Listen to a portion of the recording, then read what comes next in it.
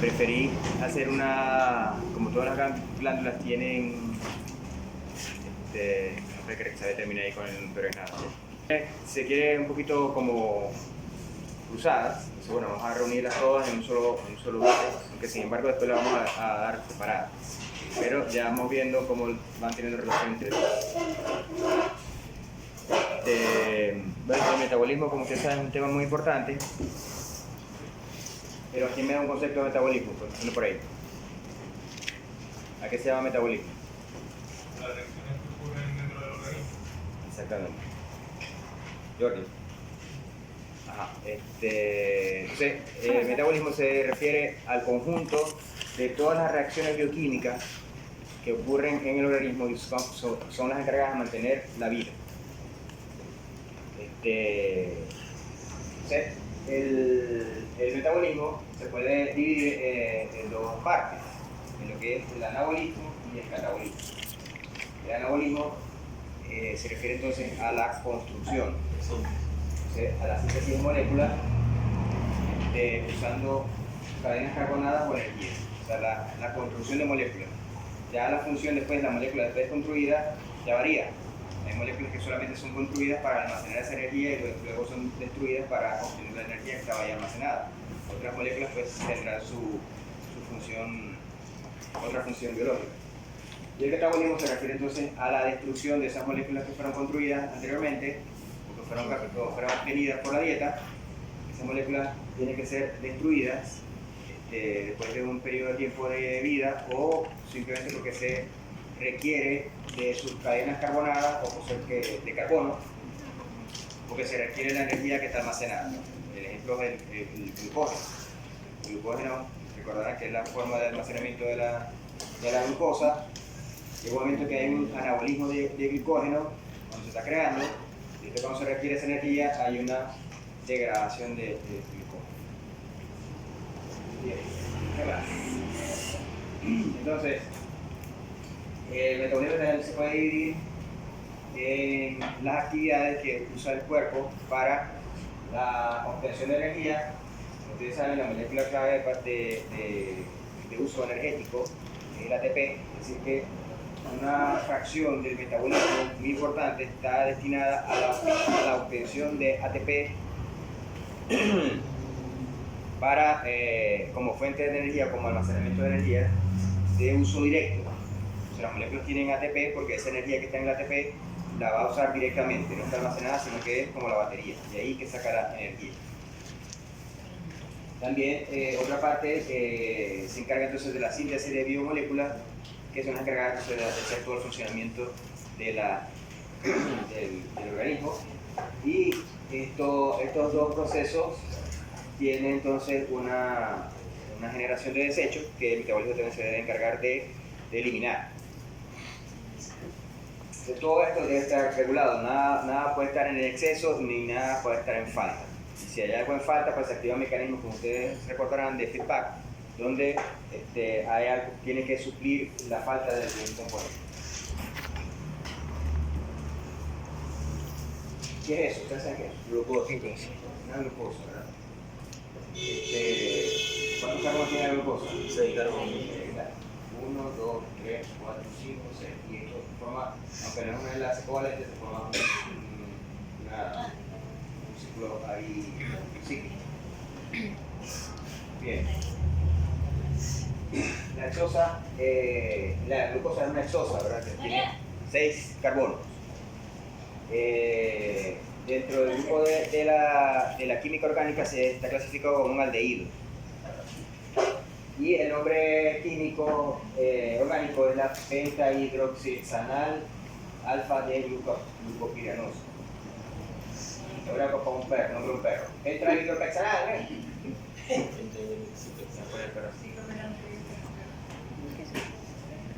Ajá. Es la fuente de energía química más importante de la vida. En todos los organismos, hasta todos los vertebrados usan la glucosa como fuente más importante de energía. Las plantas, en todas partes de la biología vamos a encontrar la glucosa como fuente importante de energía, pero también es un potente veneno. La presencia de glucosa en exceso produce trastornos en el organismo y puede inclusive desencadenar la muerte. Por eso que el control de la glucosa está estrictamente establecido y los niveles de glucosa están controlados siempre. Se recordarán pues que el riñón tiene la capacidad de reabsorber la glucosa que se está filtrando, pero si hay un exceso de glucosa, él la deja correr a la orina. Eso es uno de los mecanismos que tiene el cuerpo de defenderse del exceso de glucosa, es dejándola caer en la orina y que no se reabsorba. Eso que tiene un transporte máximo. Pero sin embargo, a pesar de ese mecanismo, siempre puede aumentar, ir aumentando, y entonces puede causar los problemas que no sé si alguno tiene algún familiar diabético, que no esté cuidando porque entonces se le puede dar daño en el riñón, puede dar daño en las extremidades de los pies, donde se le llega ahí se acumula un poquito de glucosa y eso puede provocar una infección bacteriana grave. Entonces es un veneno. Profe. La que es biológicamente activa es la D-glucosa, porque hay una L-glucosa, y la que usan los vertebrados es la glucosa 6 glucosa. ¿Sí? Ayúdenme, yo no acuerdo. La glucosa 6 fosfato que se pega en el 6, pero porque la que usan las plantas es la 4, glucosa 4, la D4. Vamos a contarles aquí. Entonces, la cosa está en que nosotros aquí estamos sentados encima de la glucosa, porque la fibra de las plantas, la fibra de la madera, está hecha de glucosa. Pero porque esa fibra no se, si la degrada las bacterias no son. Por el tipo de enlace. Es la beta. Es un enlace beta. La pared celular. La pared celular exactamente está hecha con glucosa. Entonces, la pared celular de las plantas, Profesor, por el tipo de enlace, porque es el enlace beta. Porque la de beta. las plantas es la 6. ¿qué? La 6.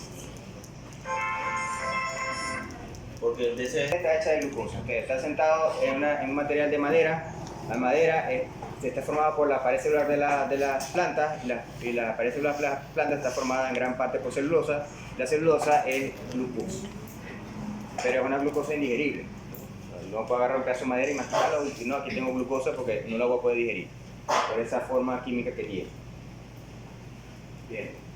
La glucosa también la podemos encontrar en forma de disacáridos, o sea que están dos glucosas pegadas, ¿verdad? Cuando son dos glucosas simples, o sea, dos glucosas como glucosa, se llama maltosa.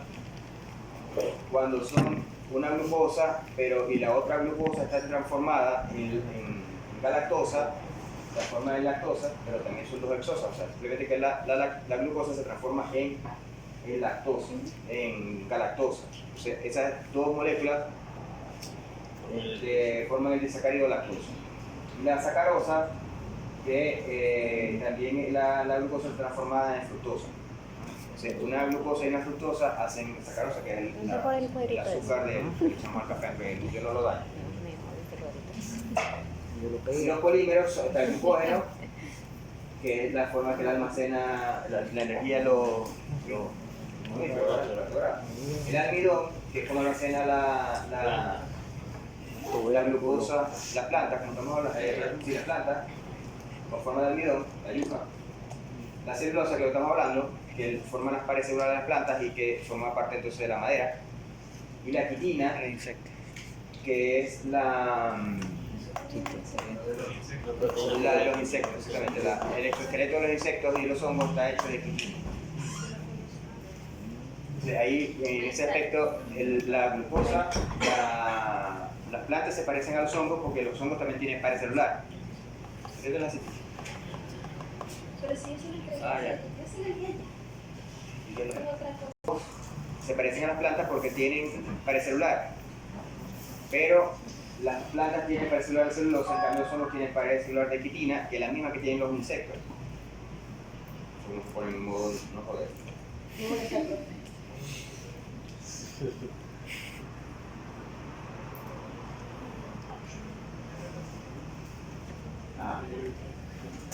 Y aparte que los hongos no tienen cloroplastos. Bien. Entonces, la glucosa tiene un metabolismo, ¿verdad? O sea, podemos ir viendo que cada compuesto tiene sus reacciones químicas que lo acompañan. En este caso vamos a hablar de la glucosa. Entonces, el metabolismo de la glucosa se basa entonces en primero fosforilarla, entonces 6-fosfato, luego va a tener el destino de hacerse un polímero, un glicógeno, que eso se llama glicogénesis. Ok, nólisis es la lisis es ¿qué? Rompimiento. Entonces, glicogénesis es la destrucción y la glicogénesis es la formación. La glucosa se puede degradar a través de la glicólisis. Pero también se puede formar en la gluconeogénesis. Bien. El piruvato, luego, que es la forma de lo que sale del final de la glicólisis, va al ciclo carboxílico para producir más energía. Bien. Entonces, nosotros tenemos como se acordarán en fisiología, la homeostasis. Cada sustancia, o cada reacción, o cada aspecto físico-químico del cuerpo tiene una homeostasis. ¿Qué quiere decir homeostasis? No es tanto decir el equilibrio, es que ese valor, ese aspecto tiene unos rangos, un rango superior y un rango inferior. A eso me refiero cuando digo homeostasis. Si digo homeostasis, hay un rango. Ese rango tiene que estar ahí para que el cuerpo funcione normalmente. Entonces, puede ser que todos los demás aspectos del cuerpo estén en homeostasis, pero uno se puede salir, como en el caso de la glucosa. Ahora puede ser que todo lo demás esté funcionando bien, pero al fallar la insulina se puede ir para un lado la homeostasis de la glucosa. Pero, por ejemplo, la homeostasis de temperatura corporal de pronto está normal, o la homeostasis de los lípidos, porque la insulina también afecta a los lípidos. Bien, entonces tenemos que homeostasis es la presencia o el establecimiento de un rango, ¿verdad?, donde hay el valor de ese aspecto químico o físico del cuerpo puede fluctuar en forma normal, hacia arriba, de ahí entre ese rango, ¿verdad? Entonces, la homeostasis de la glucosa, yo estoy refiriéndome a un rango que tiene la glucosa donde puede ir fluctuando un poquito hacia arriba, un poquito hacia abajo, pero no se puede salir de ahí. ¿Sí? Bien. Si se sube del rango superior, se habla de hiper, ¿verdad? Entonces, si se sube del rango superior, se sobrepasa el rango superior, se llama hiper. Entonces, en este caso, si estamos hablando de glicemia, es hiperglicemia. Y si se pasa del rango inferior a esa, se llama hipo, ¿verdad? Y en este caso es hipoglicemia. Cuando estamos hablando de hiper, es que se te pasó, de lo que sea que estamos hablando, se pasó del rango superior. Y lo que sea, cuando se habla de hipo, lo que sea que estamos hablando significa que se pasó hacia abajo del rango inferior del rango de homeostasis. Entonces, no es decir homeostasis así en forma romántica, no, el equilibrio del cuerpo, de la que mantiene la vida, no. Homeostasis se refiere a un rango donde los compuestos, cualquier aspecto físico-químico del cuerpo puede fluctuar un poquito hacia arriba, pero no se puede salir de allí. Sí, para arriba y para abajo. Okay. Entonces, pero aquí nos aparece otra palabra, la homeoresis. Entonces, la homeoresis es... vamos a preguntarle a Gemini. No.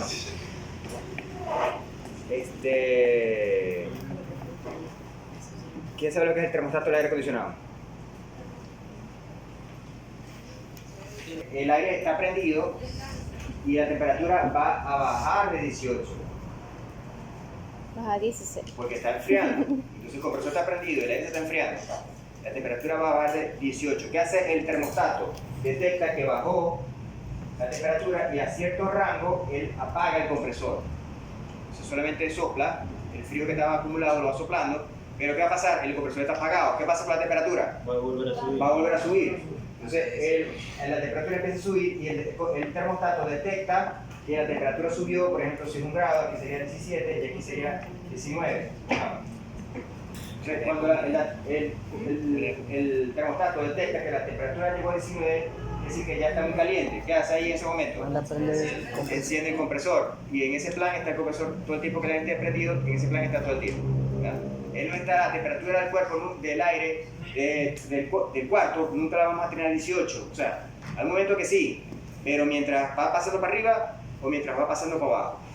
Pero la temperatura del cuarto, al yo decir que es 18, no va a estar en 18, sino que va a estar en un rango entre 17 y 19, en la cual el compresor va a prender y va a apagar.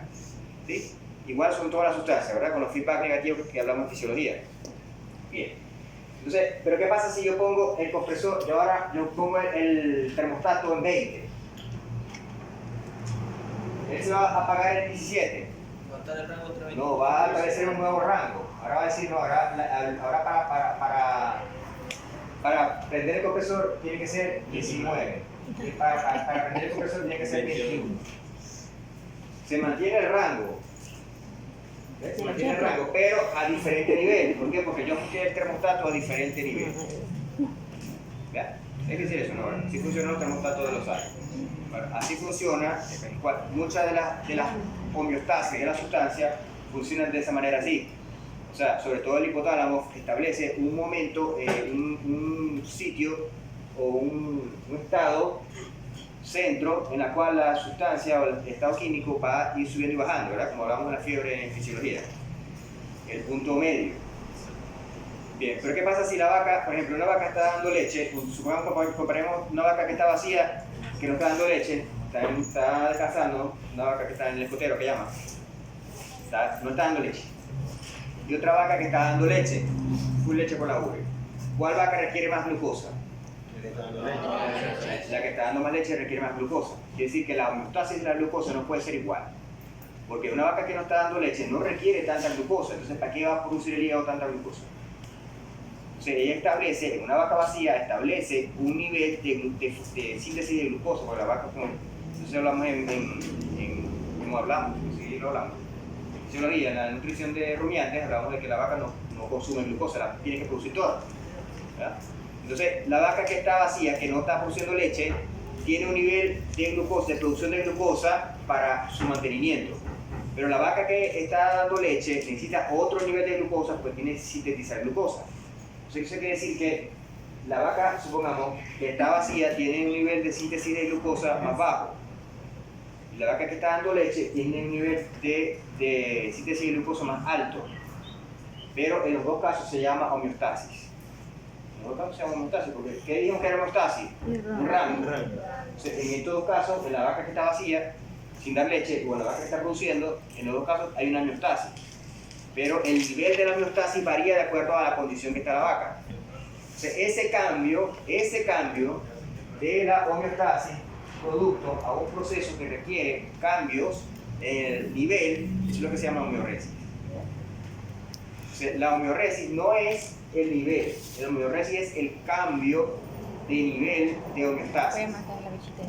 Aquí está, el nivel de homeostasis, pero la vaca vacía. Ahora la vaca necesita más síntesis de glucosa, se establece una nueva homeostasis de glucosa.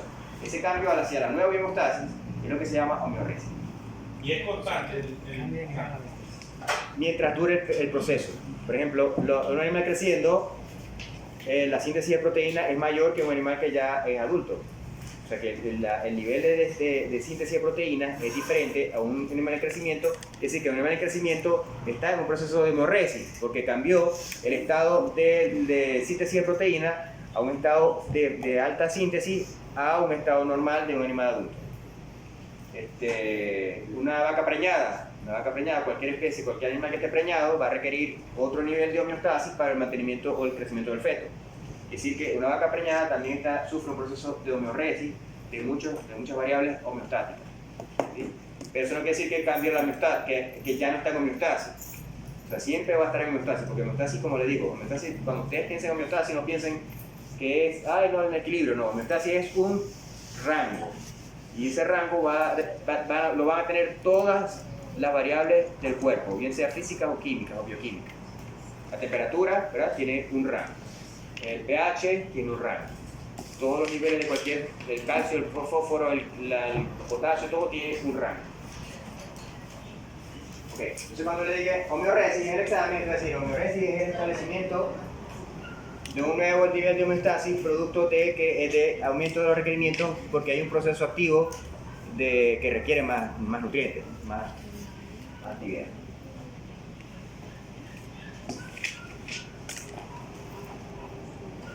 Esto también lo vimos en fisiología, ¿verdad? Bien, el hígado es uno de los órganos más importantes, o el órgano más importante es el control del metabolismo de todas las sustancias. Es una persona que se envenena con alcohol y se daña su propio hígado, se está suicidando. Porque yo creo que una cosa más idiota es suicidarse. Y tomar alcohol es suicidarse, te estás dañando tu propio hígado. Y el hígado, pues, es el órgano que controla todo, casi todo el metabolismo pasa por el hígado. Bien. Los monogástricos, hablando de la glucosa, los monogástricos provienen de la dieta. También pueden sintetizar en el hígado, pero son más, como se lo van a comer, no tiene el hígado, no tiene tanto estrés de estar sintetizando glucosa, se la come ya. Pero en cambio los rumiantes, como tienen el rumen, todo lo que se come va al rumen. Entonces no tiene glucosa. Entonces no va a ir, la glucosa no va a ir por la vena portal como hacen los monogástricos, sino que tiene que el hígado sintetizar cada una de los gramitos de glucosa que va a usar la vaca para todo tiene que el hígado producirla, porque la vaca los rumiantes no producen ni un gramito, no se consumen, no absorben el intestino, el tracto gastrointestinal no absorben ni medio gramito de glucosa. Todas las bacterias se lo absorben. Pero una de las cosas de la glucosa es que hay tejidos que solo usan glucosa como fuente de energía. Y apenas la glucosa se sale de su homeostasis, de una vez esos tejidos empiezan a fallar. Entre eso tenemos las neuronas. Las neuronas solo pueden sintetizar, solo pueden usar como fuente de energía para hacer sus propios ATP, solo pueden usar glucosa. El complejo enzimático, las enzimas que usan la grasa para fuente de energía, las neuronas no lo tienen. No tienen el complejo enzimático para producir energía a partir de la grasa. Solamente tienen el complejo enzimático para producir energía a partir de la glucosa. Por eso inmediatamente las personas que son hipoglicémicos, lo primero que le da es mareo. Eché el cuento de la muchacha esta que... ¿Sí no eché el cuento de fisiología? No. Yo no. Cuando hay una falla de la homeostasis de la glucosa, es el tejido nervioso. Los eritrocitos también. Los eritrocitos tampoco tienen el sistema enzimático para producir energía a partir de la grasa. Entonces solamente pueden usar la glucosa. Bien. También vamos a hablar de los ácidos grasos. Los ácidos grasos, como ustedes se recordarán, son cadenas de carbono que son neutras, porque la parte polar de las moléculas, la da son sobre todo las áreas donde tienen el segmento donde está un ácido, donde está un alcohol, pero es donde da la parte polar. Pero entonces las grasas son tan largas, son cadenas carbonadas tan largas que por ningún lado tienen una carga eléctrica, que son neutras. Entonces, de acuerdo hay varias clasificaciones de los ácidos grasos, ¿verdad? Algunos que ácidos grasos que son solo estructurales, que están ahí solamente para forma. Por ejemplo, para la célula, la membrana plasmática, como se recordará, ¿verdad?, está hecha de fosfolípidos, pero también tiene esfingolípidos, dependiendo de la membrana que sea.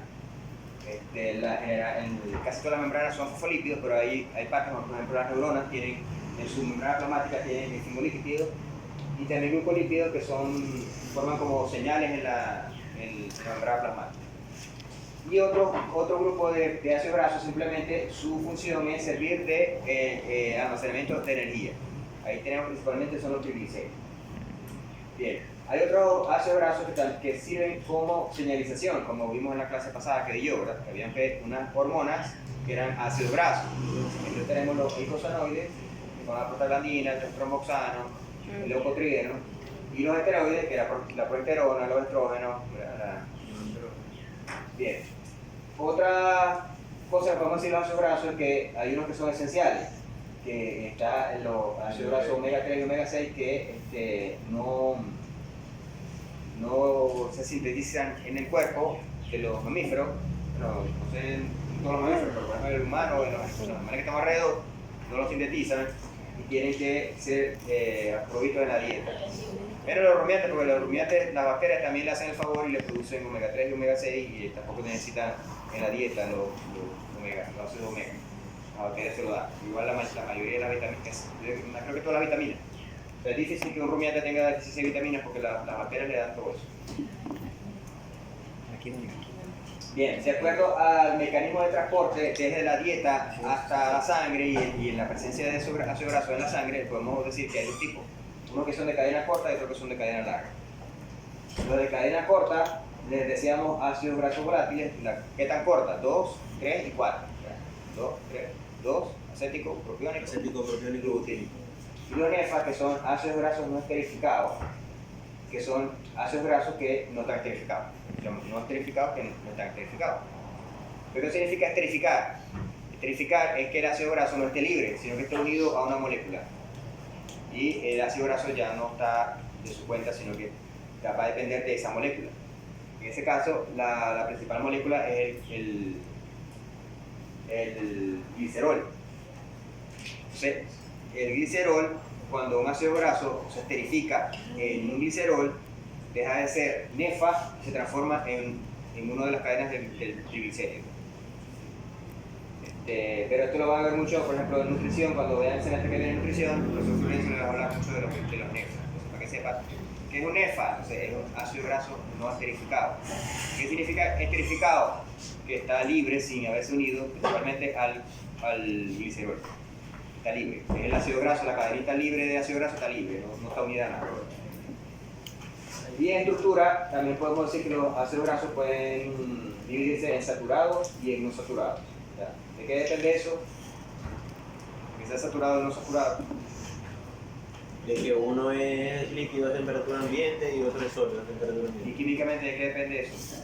De su enlace. Bueno, hay Eso, ¿verdad? Ok. un detalle con el enlace.